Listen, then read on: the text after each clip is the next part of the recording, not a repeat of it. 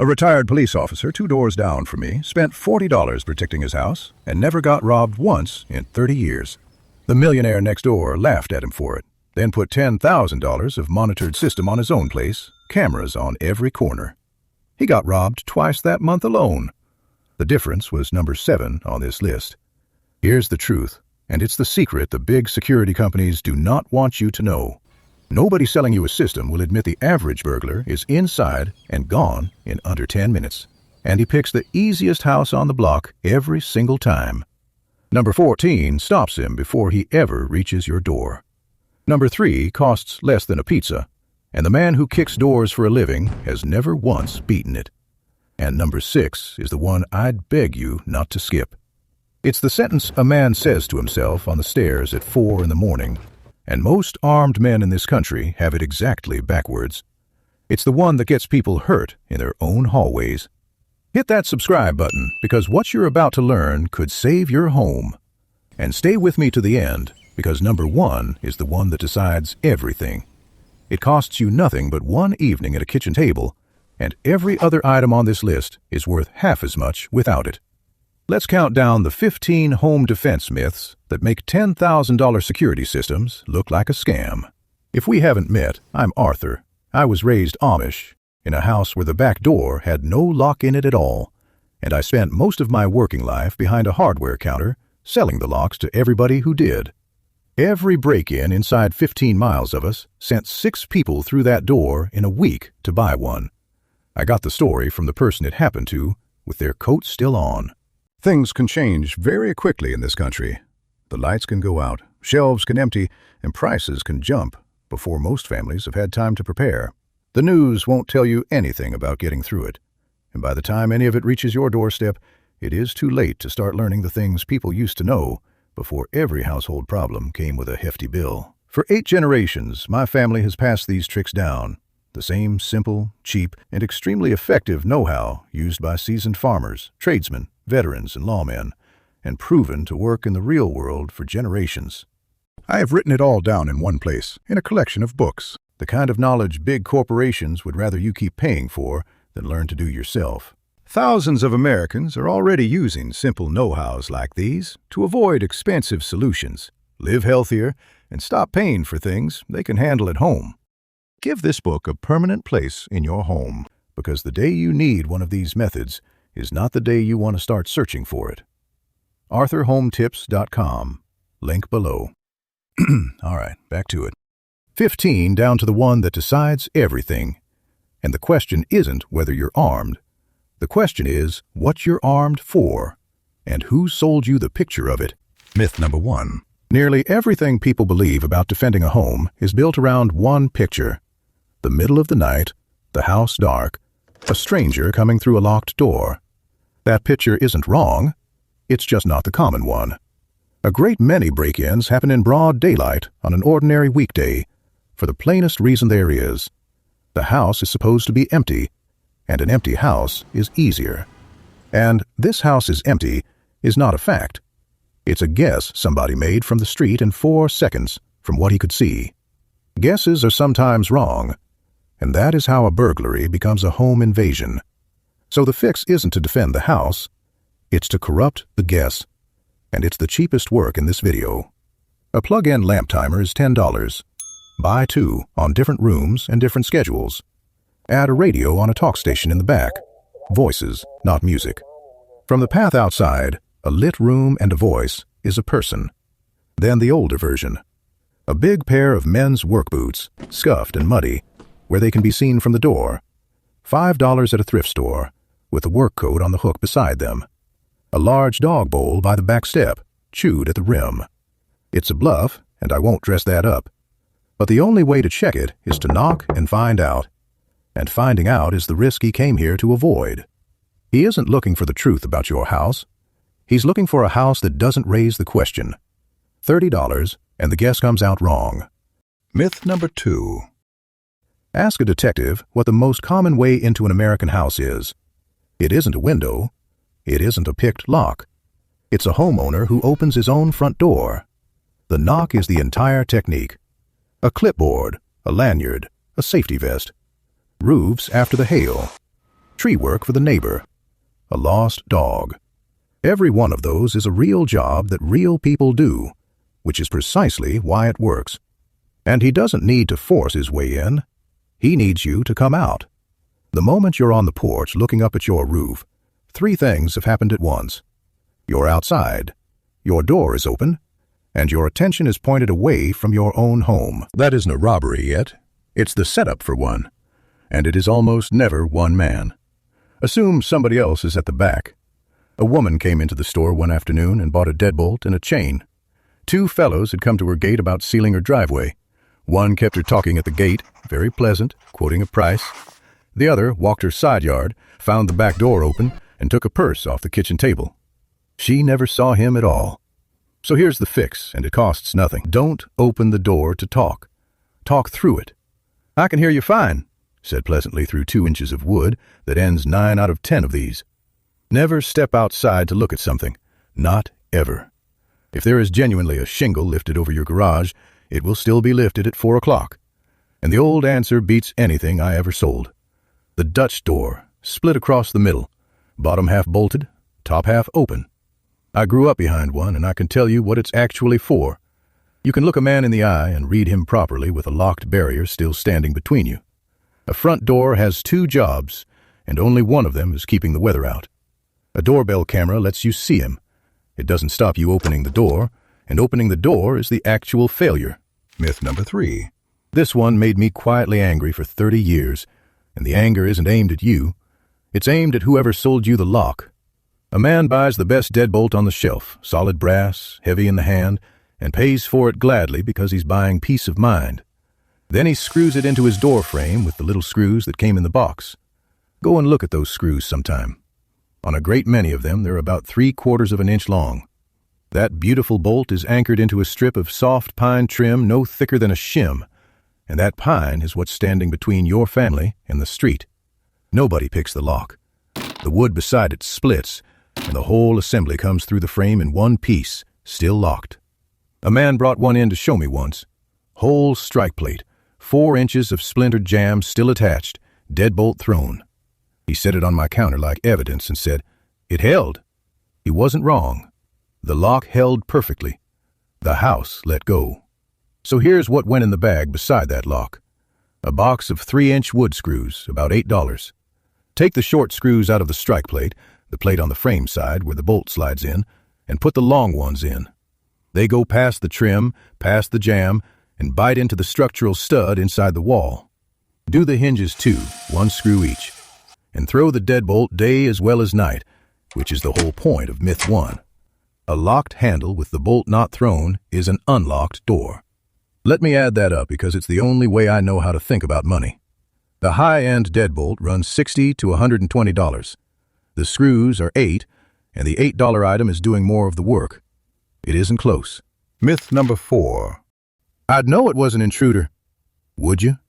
At 2 in the morning, in a dark hallway, with your vision narrowed to a pipe and your heart going like a hammer? Here's the sentence I never wanted to hear across that counter, and heard anyway.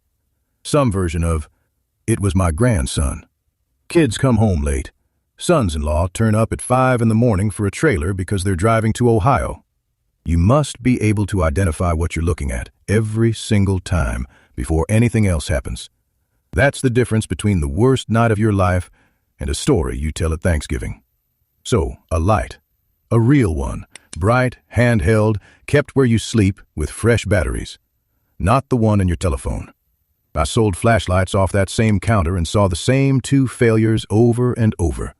Batteries 11 years old turned to powder inside the tube. Or the light in a kitchen drawer downstairs, which is the one place in the house you can't get to. Check it the first of the month when you check the smoke alarms. Myth number 5. This is the one that gets the most good men hurt. And it isn't recklessness, it's responsibility. A man thinking, "This is my house, my family is under this roof, it's my job to go and find out." I understand it completely, and it's backwards. You're moving, and moving makes noise, and puts your outline in a doorway. Every corner is a place where a man standing still sees you first. The fellow you're walking toward hasn't moved at all, and waiting hands him every advantage there is. And you don't know what the noise was. You're betting your life on an interpretation. So you hold. One room with the people you love, behind a door, phone in your hand. You make him come to a place you chose, if he comes at all.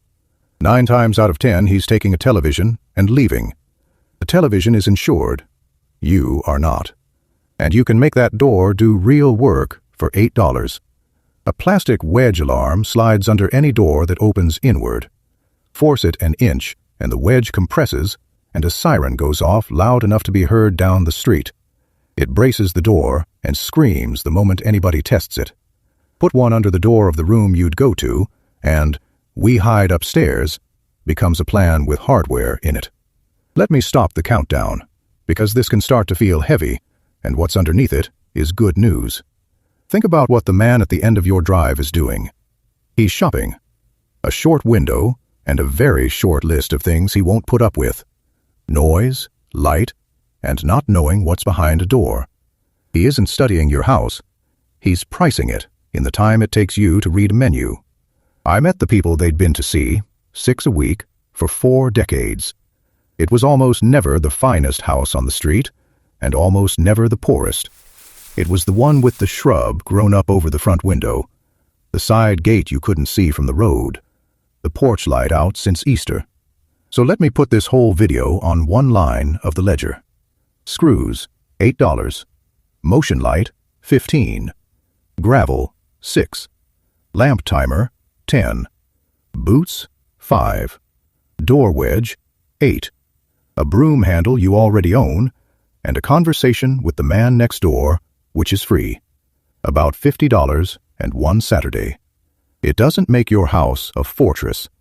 It makes your house a poor use of his 10 minutes. 5 down, 10 to go, and every one of them is a thing you already believe that would cost you those 4 seconds. Myth number 6. Alarms and dogs are for people who can't defend themselves. That comes from somebody who thinks of those things as a substitute for being capable. They aren't.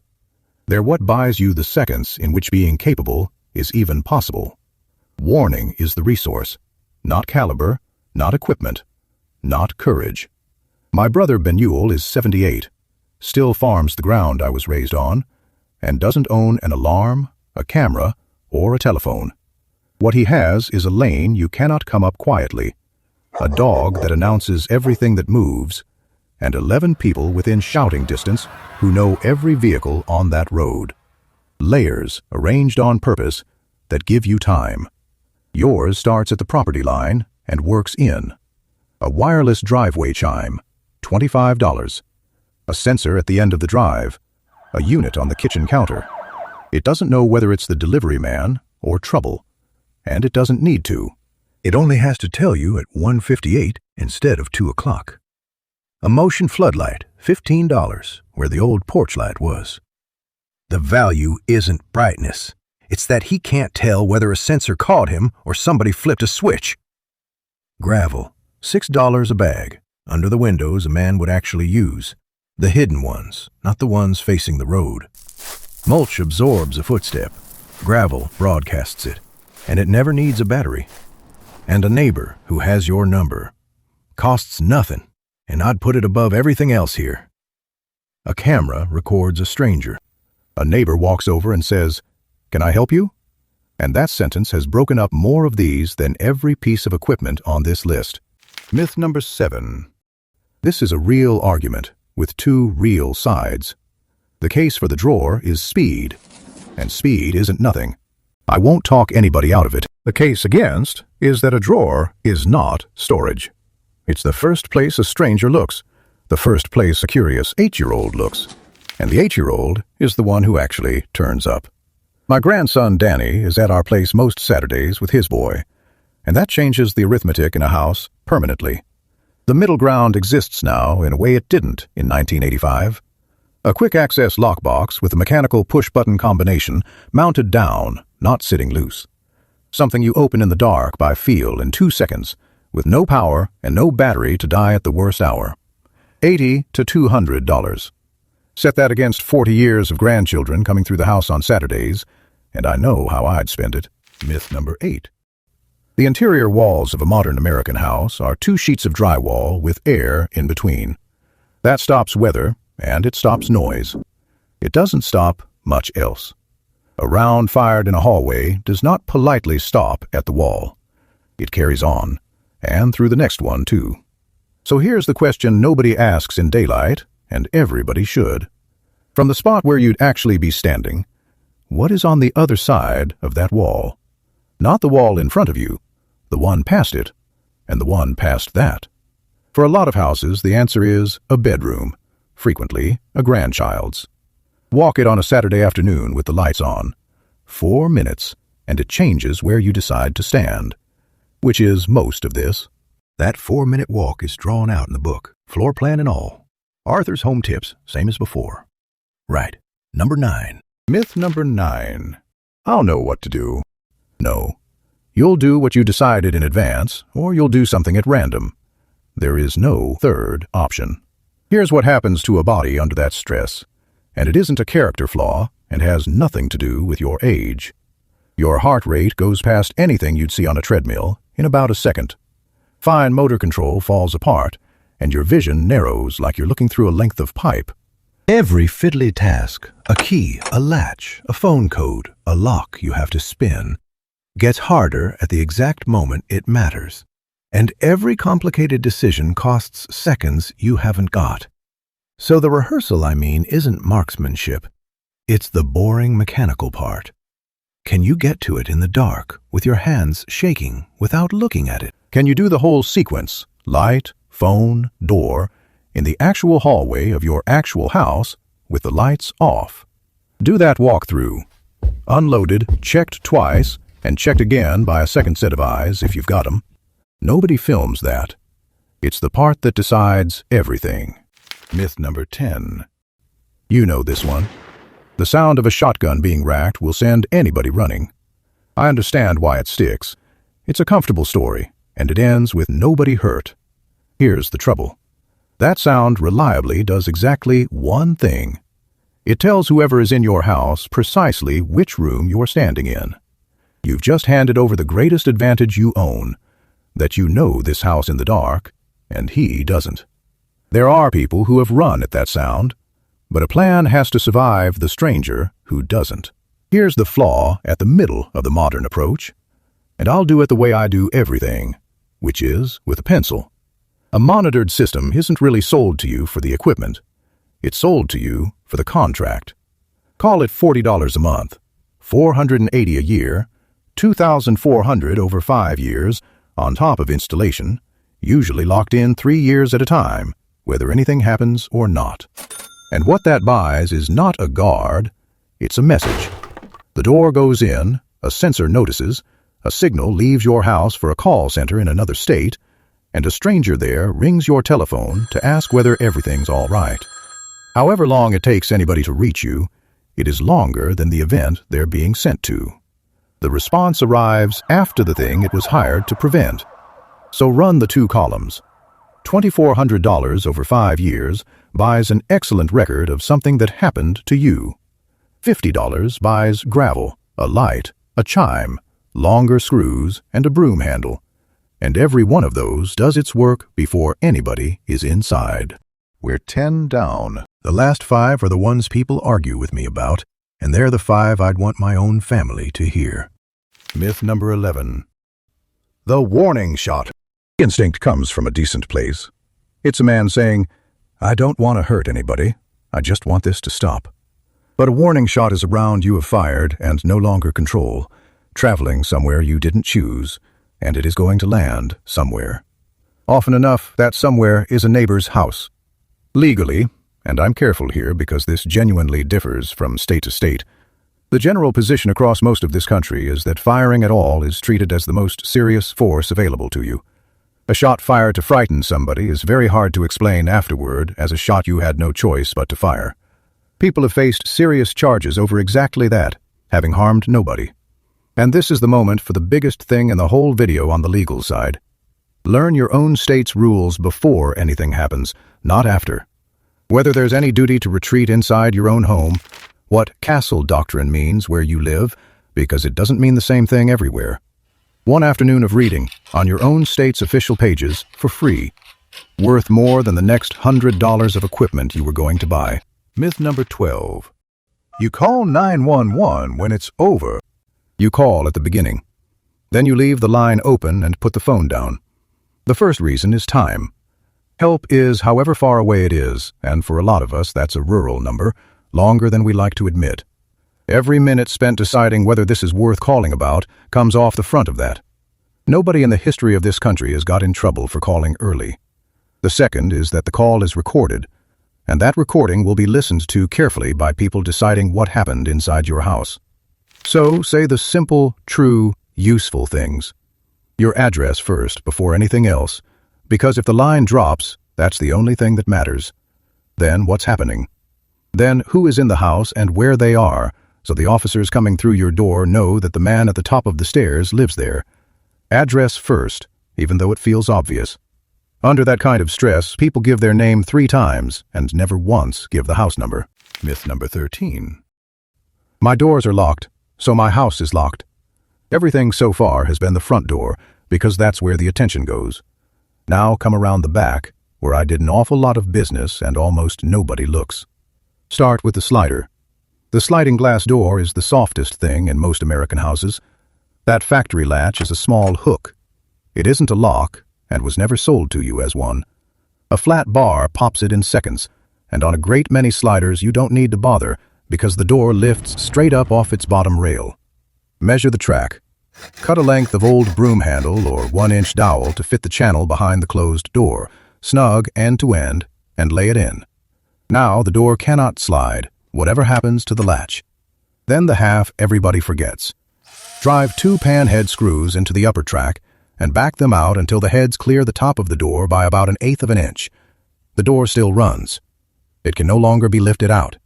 Now the windows. That crescent-shaped thing on a double-hung window is not a lock. It's a device for pulling the 2 sashes tight so they don't rattle in the wind, and I sold them by the box without ever once selling one as security. The old answer is a nail. Close the window. At the top corner of the lower sash, where it overlaps the rail of the upper sash, drill 1 hole on a slight downward slope through the lower sash and about halfway into the upper one. Not through. Drop a 16-penny nail in. The sashes are pinned to each other and the window cannot be slid open from outside, latch or no latch. Window sensors for a 6-window house run well over $100, and what they do is tell you a window has been opened. The nail costs 4 cents, and what it does is mean the window doesn't open. You shouldn't have to take my word for any of this, and you don't have to. Researchers have gone and asked the people who actually break into houses. A well-known survey out of the University of North Carolina at Charlotte put the question to several hundred convicted burglars, and a news station out west once wrote to 86 inmates and asked much the same thing. The answers came back in nearly the same order both times, and that order does not match the advertising. Top of the list every time, signs that somebody is home. A car in the drive, noise inside, a voice. Most said they'd abandon the job the moment they believed a person was in there. After that, a big loud dog. After that, a neighbor who might come over and ask a question. Cameras ranked well down, and the reasons several gave ought to be printed on the box. A camera might get somebody looking at his face next week. It does not get anybody into the yard tonight. So notice what that list actually is. A lamp timer, a radio, boots, a dog, and a neighbor. The first $30 of this video arriving back at us from the men who were stopped by it. 2 left, and they're the 2 that cost the least money. Myth number 14. The moment you step off that porch, a great many things change, and nearly all of them change against you. Legally, in most places, the protections for a man defending himself inside his own home narrow considerably once he's outside it and moving towards somebody going away from him. You can go from the man who defended his home to the man who pursued, and that is a different word in front of a jury. Practically, you're in the dark chasing somebody who may not be alone and may not be running for the reason you think, and behind you is an open door with the people you were protecting on the other side of it. What's out there is property, and property is a claim form. A claim form is a miserable afternoon, but it is a piece of paper. The alternative is not. Let him go, get the description, and give it to the person on the telephone. Myth number 15. Here's the last one, and it reframes the 14 before it. By the time you hear glass, nearly every decision that matters has already been made. It was made weeks earlier, in daylight. Whether the strike plate has 3-inch screws in it, whether there's a broom handle in the slider, whether the light beside the bed has live batteries, whether the shrubs under the front window are cut below the sill, whether the neighbor has your number, and the biggest one, which costs nothing at all, whether your family has ever heard the plan out loud. They won't know what to do unless you've told them, in daylight, using words. I know why this gets skipped.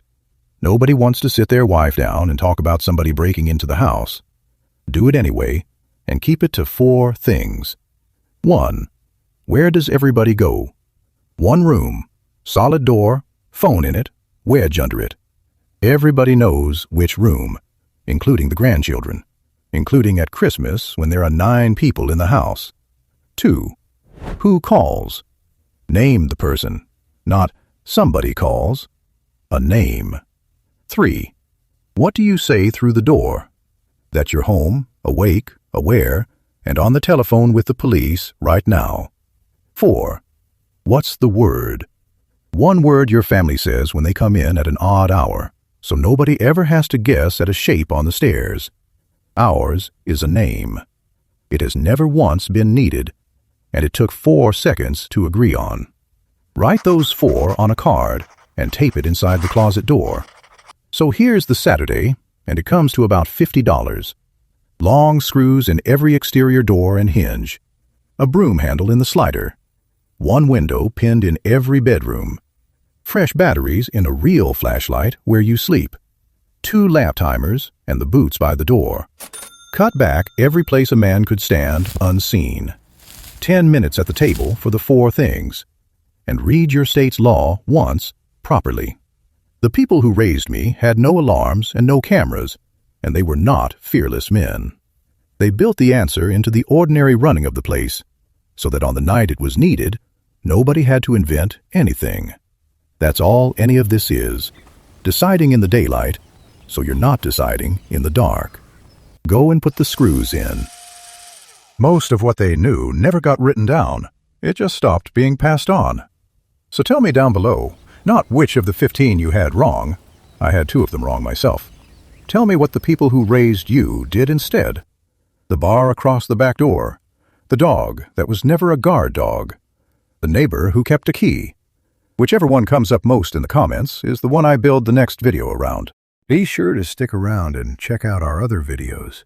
And for the best home tips, head over to arthurhometips.com. Take care and see you in the next one.